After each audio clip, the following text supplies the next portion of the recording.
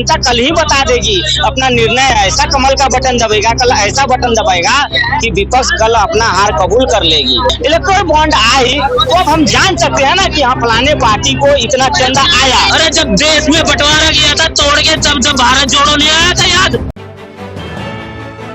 सटीक खबरों का सीधा असर। आप देख रहे हैं एनसीआर समाचार, खबर भी असर भी। नमस्कार, मैं आपके साथ रितेशा मंगवाना और आप देख रहे हैं एनसीआर समाचार। इस वक्त हमारी मौजूदगी चांदनी चौक मार्केट में है। जैसे कि आप सभी को पता है कि लोकसभा चुनाव का कल पहला चरण है।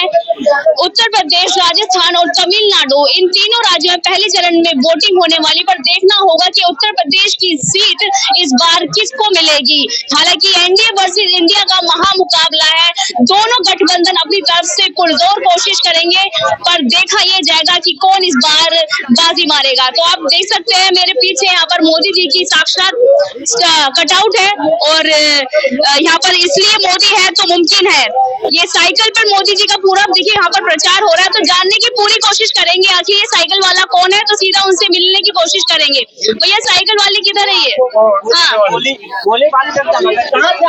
ये देखिए तमाम मैं आपको दिखा सकती हूँ। यहाँ पर देखिए भारतीय जनता पार्टी का जो झंडा है वो यहाँ पर वो लगा हुआ है, जय श्री राम का झंडा लगा हुआ है। और यहाँ पर तीसरी बार मोदी सरकार और अब की बार 400 पार का नारा लगातार भाजपा दे रही है। तमाम इस साइकिल को भारतीय जनता पार्टी द्वारा और क्या कहते हैं इस पूरे होर्डिंग से सजाया गया है। भारतीय जनता पार्टी के यहाँ पर पोस्टर, मोदी जी के पोस्टर, उनके नारे इस पोस्टर में लिखे हुए हैं। तो सीधा यहाँ पर जानने की कोशिश करेंगे। यहाँ पर जनता पार्टी का यहाँ पर प्रचार हो रहा है। तो भैया आपकी साइकिल है ये? मेरी साइकिल। क्या नाम है आपका? रतन रंजन। रंजन जी, क्या मतलब ये पूरा भाजपा आप प्रचार कर रहे हैं, क्या कारण है प्रचार करने? देखिए ये तो प्रचार नहीं, इसको हम लोग मोदी जी के परिवार हैं। अच्छा। परिवार के सदस्य हैं और हमारे परिवार के गार्जियन इस बार हम लोग को फिर से लाना है मोदी जी को। उनका लक्ष्य है कि अब की बार 400 पार उन्होंने कहा, लेकिन वो लक्ष्य अब हम लोगों ने अपना लक्ष्य मान लिया है।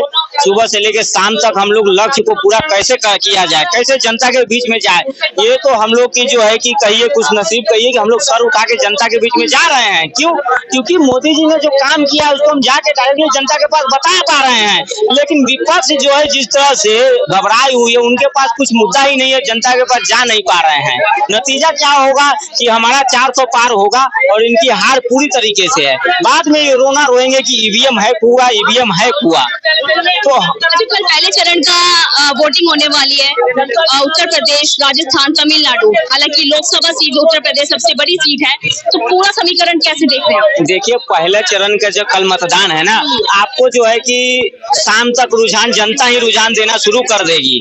तो इससे पूरा क्लियर कल शाम में देखिएगा, अगर कल के बाद जो विपक्ष का प्रेस कॉन्फ्रेंस होगा उसमें आपको मायूसी नजर आएगी, उसमें हार कबूलने की जो है कि बदबू आएगी कि हार कल ही पता चल जाएगा, जनता कल ही बता देगी अपना निर्णय। ऐसा कमल का बटन दबेगा, कल ऐसा बटन दबाएगा कि विपक्ष कल अपना हार कबूल कर लेगी। पर ये भी आरोप लगाते हैं भाजपा पर कि 400 पार का नारा इसलिए दे रही है क्योंकि महंगाई 400 पार होने वाली है, हर एक चीज 400 पार हो जाएगी, पेट्रोल 400 पार हो जाएगा। तो कैसे देख रहे हैं? 400 पार का नारा इसलिए है कि इस बार भारत को विकसित बनाना है, भारत को अपना स्पेस स्टेशन अंतरिक्ष में भेजना है, भारत को 5वीं से तीसरी अर्थव्यवस्था ले जाना है। तो इसलिए 400 पार का जो लक्ष्य रखा गया है, भारत को विकसित बनाना है। भारत को विकसित बनाने विपक्ष के पास कोई एजेंडा ही नहीं है। वो भी कहे सबसे बड़ा मुद्दा हमारे पास है महंगाई और बेरोजगारी। आप तो 370 राम मंदिर लेके बैठे हुए हैं। नहीं, बिल्कुल राम मंदिर की तो हम चर्चा किए ही नहीं। चर्चा तो क्यों नहीं? सत्ता पक्ष ने कभी नहीं राम मंदिर को रखा है। 370 हटी है, वो खुशी का बात है। देश हित में, राष्ट्र हित में है 370 हटने से जिस तरह से आप देख लीजिए जम्मू कश्मीर में जिस तरह से उसके बाद विकास काम हुआ है। आप चले जाइए जम्मू कश्मीर में, इससे पहले एम्स नहीं खुला था, पिछले 70 सालों में एम्स खुला, वहाँ पे इलेक्ट्रिक ट्रेनें नहीं चली थी इससे 70 सालों पे। आज जो है कि 10 सालों में वहाँ पे इलेक्ट्रिक ट्रेनें चल रही है। वहाँ की जनता खुद कर रही है कि हमको जिस तरह से बर्फबारी में दिक्कत होती थी आने जाने में, पढ़ाई करने में, ट्यूशन जाने में, कॉलेज जाने में, कोचिंग, आज जो मोदी जी आए हैं तब से जो भी सड़कें थी उसको चौड़े किए हैं मोदी जी। जो भी हिमस्खलन होते थे या जो भी उसको अब व्यवस्थित किया गया है, तुरंत एक्शन में आती है सरकार और जो सड़कें खराब होती है उसको बनाने का काम हुआ है। तो तो ये विकास जम्मू कश्मीर में हुआ है। इलेक्ट्रल बॉन्ड पे क्यों नहीं बोलते हैं? अच्छा, इलेक्ट्रल बॉन्ड जो है, अच्छा इससे पहले आपको पिछले 10 साल जब से इलेक्ट्रल बॉन्ड आई है उससे पहले चले जाइए, कभी आपको पता चला कि हाँ किसी पॉलिटिकल पार्टी को किसने कितना चंदा दिया? ये हक ही नहीं था जानने का हमें, ये हक ही नहीं था, ना कानून के पास कोई अधिकार था कि आप किसी धारा के अंतर्गत इसको जान सकते हैं। इलेक्ट्रल बॉन्ड आई तो अब हम जान सकते हैं ना कि हाँ फलाने पार्टी को इतना चंदा आया। तो सबसे ज्यादा चंदा तो भाजपा कैसे कैसे कैसे भाजपा के पास कितना चंदा आया? 6,000 करोड़, 6,000 करोड़ टोटल आया। 20,000 करोड़ बॉन्ड से जो है कि टोटल 20,000 करोड़ आया।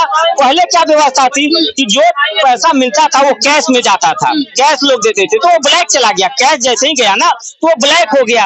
अब पार्टी के ऊपर निर्भर करता था कि कहीं से अगर मान लीजिए अगर 1 लाख रुपया आया, सब 1 लाख, तो 10,000 हम पार्टी फंड में दे देंगे और बाकी 90,000 जो है कि हम पर्सनली यूज के लिए कर लेते थे। कांग्रेस की ये मनोवृत्ति थी।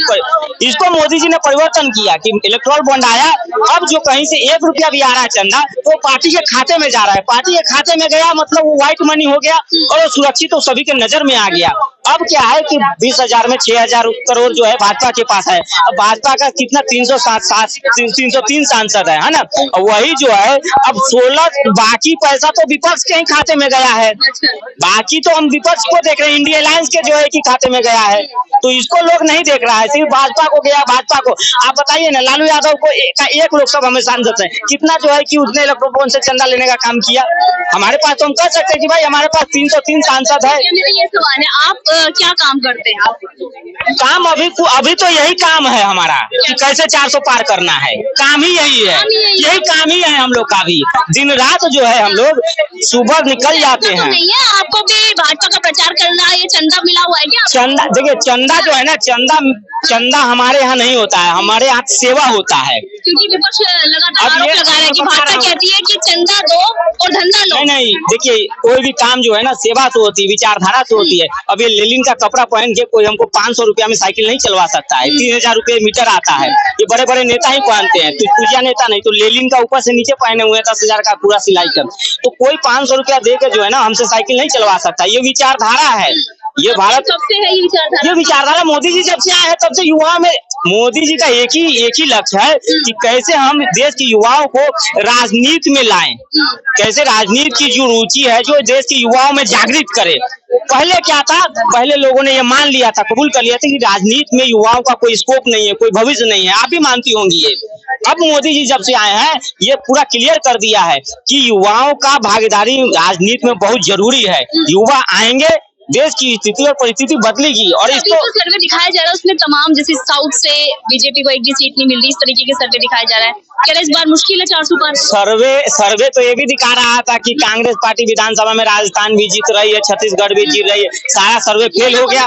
इस बार 24 में बड़ा खेला होगा। खेला लोग मोदी जी की गारंटी पे बटन दबा रहे हैं। दक्षिण भारत आप चले जाइए, लोग वहाँ की लोगों ने जान गए हैं कि इंडिया अलायंस की जो मानसिकता है उत्तर भारत और दक्षिण भारत की राजनीति अलग करने की, है ना, तो वहाँ जान चुका है लोगों ने।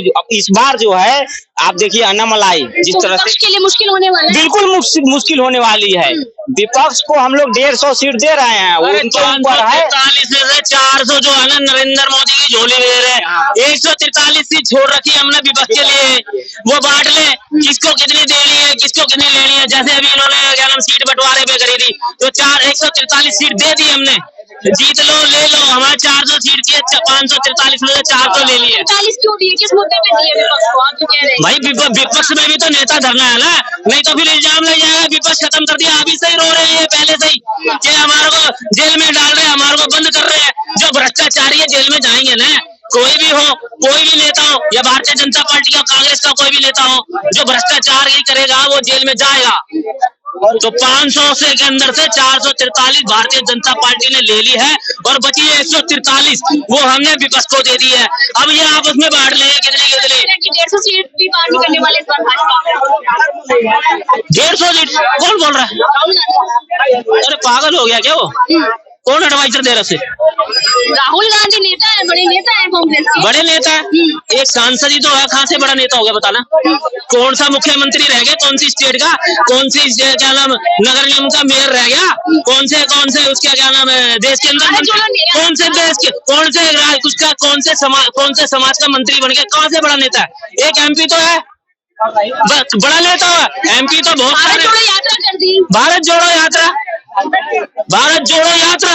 अरे जब देश में बंटवारा किया था तोड़ के, जब भारत जोड़ो नहीं आया था याद? कह रहे मोदी जी ने तोड़ दिया पूरा। कहाँ से भारत तोड़ दिया मोदी ने? कह रहे हिंदू मुस्लिम में ये जब से मोदी आए तुम यहाँ खड़े हो, नहीं तो यहाँ पे बम फटा फुस हो गए। जब से मोदी आया ना, जब से चंडीगढ़ में बम, महाराष्ट्र में बम, पंजाब में बम, दिल्ली में बम, और दिल्ली के अंदर करोल बाग में बम, देवनगर में बम, सरोजिनी नगर में बम। जब से मोदी आए बम फटना बंद। ये इतनी जनता खड़ी है, यहाँ पे जनता नहीं खड़ी हो सकती। और राजनीति का जो सरकोप जो आपके हाथों में दिया है यहाँ पे, ये जनता दे रही है आपको। हाँ, शुक्रिया बातचीत करने के लिए। तो देखना यही होगा कि कल पहले चरण के मतदान होने वाले, कौन इस मतदान में बाजी मारेगा। उत्तर प्रदेश, राजस्थान और तमिलनाडु में इस बार कौन बाजी मारेगा, ये देखना बाकी रहेगा। मैं आपके साथ रितेश मंगवाना और आप देख रहे थे एनसीआर समाचार।